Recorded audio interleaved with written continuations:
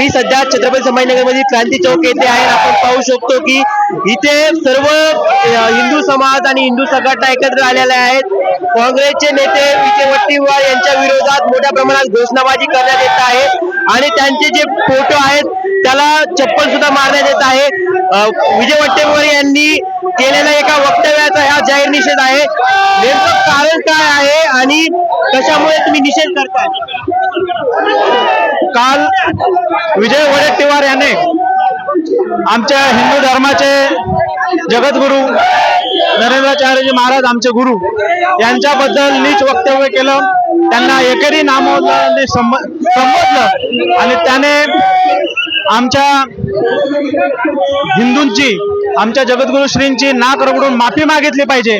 त्यासाठी आम्ही आंदोलन करत आहोत। काय मागण्या आहेत आणि पुढचं काय असतं? आमच्या जगद्गुरु श्रींचा त्यांनी एकही उल्लेख नाही, त्यांनी अपमान केला होता।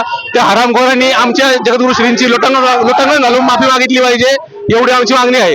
जय श्रीराम। काय मागण्या आहेत? तुमच्या भावना दुखावल्या का? आमच्या भावना खूप दुखवल्या।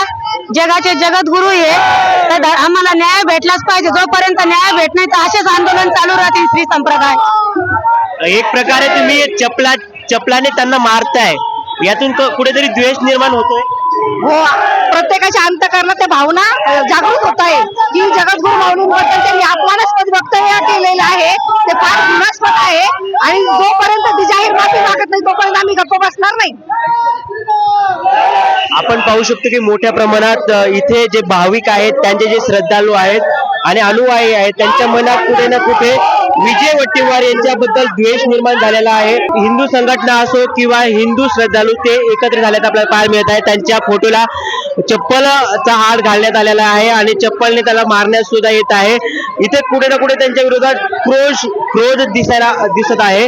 आपण पाहू शकतो की आपल्यासोबत काही महिला आहेत, नेमकं त्यांच्या मागण्या काय आहेत, कशामुळे हा द्वेष तुम्ही करताय त्यांचा?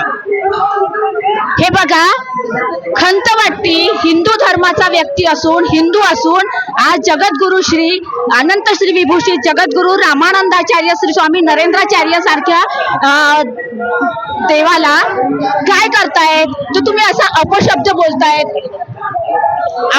बोलतायत, त्याचा आम्हाला खंत आणि खेद वाटतो। का म्हणू नये तुम्हाला कलियुगातला रावण, का म्हणू नये तुम्हाला द्वापार युगातला कंस? आज श्री जगद्गुरु नरेंद्राचार्यजी महाराज म्हणजेच प्रभू रामचंद्रांचं हे सगुण साकार रूप आहे। संतांनी वचन दिलेलं आहे की कलियुगामध्ये मी संतांच्याच रूपात येणार आहे, मी धर्माचं रक्षण करणार आहे। गीतेमध्ये श्रीकृष्णाने सांगितलेलं आहे की यदा यदा ही धर्मस्य ग्लानिर्भवति भारत अभ्युत्थान धर्मस्य तदात्मानं सृजाम्यहम्। आणि तेच कार्य जगद्गुरु श्री नरेंद्राचार्यजी महाराज करतायत।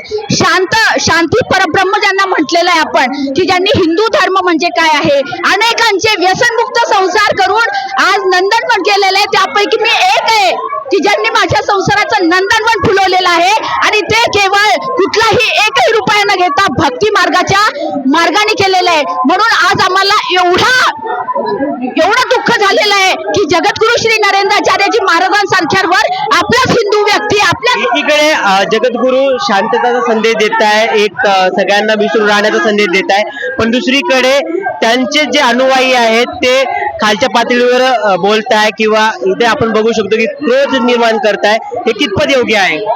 हा जनक्षोभ उसळलेला आहे।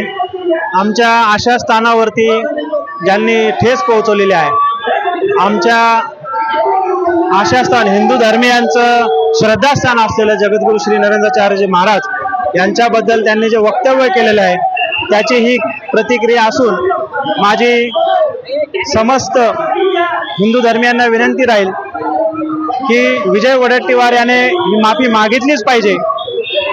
कारण जोपर्यंत विजय वडेट्टीवार जाहीरपणे माफी मागत नाही तोपर्यंत हे आंदोलन अशाच पद्धतीने सुरू राहू शकतं आणि जे आमच्या मनाला जी ठेस लागलेली आहे की ज्याने जे नीच वक्तव्य केलेलं आहे, निंदनीय वक्तव्य केलेलं आहे, ते पूर्णपणे चुकीचं आहे।